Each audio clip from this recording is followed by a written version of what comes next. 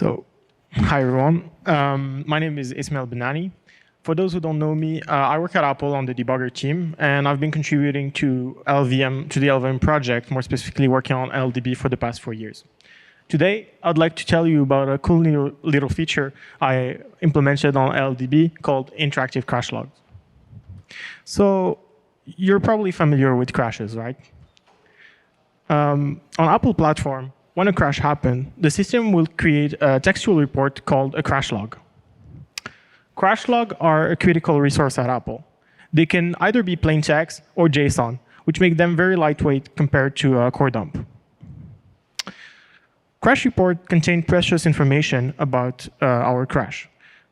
If we take a closer look at the generated JSON from the previous crash, we can find many things like the stop info and the exception code. It also have information related to the threads and the stack frame. It also provides the register context and the list of used images. But obviously, no one wants to read through some JSON to debug their crash. So instead, we can make use of LLDB to parse the crash report and symbolicate the backtrace for the user. And this is what it looks like. So after LLDB has parsed the crash report and after LLDB has parsed the crash report and loaded the debug symbol, it will print a wall of text that should have the symbolicated backtrace. But as you can see, it's not the most ergonomic way to navigate a crash, knowing that we're in the debugger.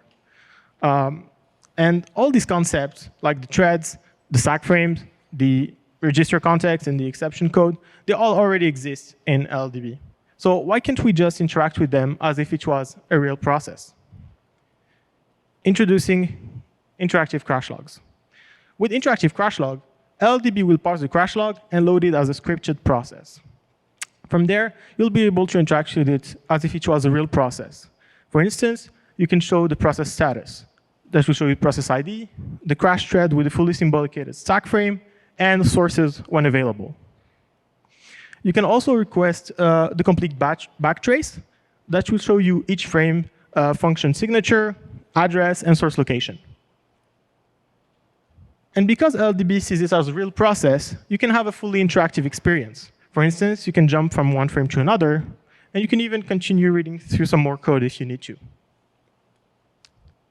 And when sources are not available, you can still rely on LLDB disassembler to help you read through your program instruction with some valuable annotations. Finally, LLDB also provides the register context with additional information on the register content. Like in this case, we have some inline function, but you can also have like variables. So as you can see, the crash report can now be loaded seamlessly into LLDB. Let's see how it's done. As I mentioned earlier, in order for LLDB to interact with the crash log, it needs to be loaded as a scripted process. Scripted process provides a new way to create a process from a script file. And it comes into two parts. The first one is the implementation, also known as the blueprint. It's a user-provided file that can be written in any of the scripting languages supported by LLDB.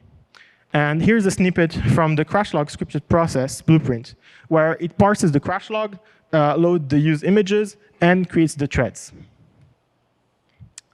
The second part is the process plugin, which is actually within LLDB.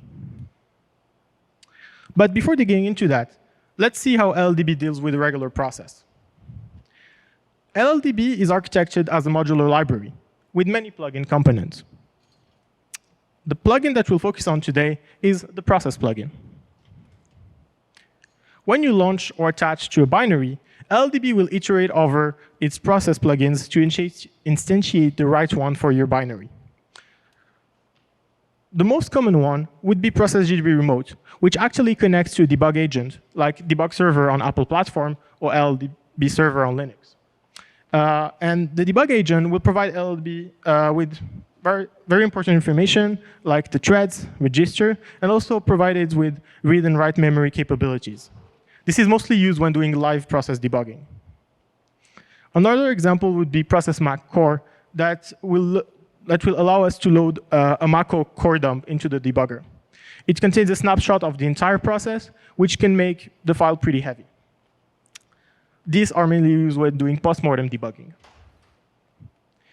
In order to support our scripted process blueprint, we added a new process plugin in LLDB that will allow us to interact with it from the debugger. When launching the scripted process, we need to pass the name of the class implemented in the blueprint as a launch parameter. Then, LLDB will create a scripted process interface powered by the embedded script interpreter. In our case, it will be Python.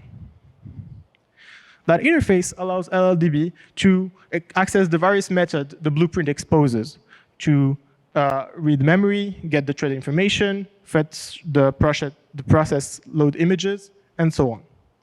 That will allow us to reconstruct the process state and materialize it in the debugger. Now that we're able to launch the process, we need to create some threads that will contain the crash report stack frames. In order to follow LLDB's execution model and leverage its thread stopping heuristic and unwinding logic, I added a new kind of thread object called scripted threads. Like for scripted processes, scripted threads fetch their data from the blueprint using their own interface. We can use that interface to get various information, such as the thread ID, the state, its state, the thread name, the queue it's in, and the register context. The scripted thread implementation is also user-defined, so they offer a great flexibility. With interactive Crashlogs, for instance, in order to create the stack frame, the user will create artificial frame using the PC values provided in the crash report. LLDB will use those addresses to resolve the symbol and symbolicate the stack frames.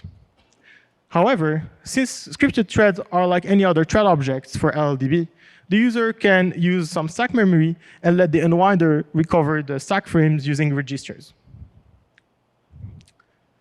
To wrap things up, today I showed you how interactive Crashlogs provide a better way to investigate a crash leveraging the power of LLDB. I also introduced to you scripted processes, a new infrastructure that can synthesize a process in LLDB from a script file.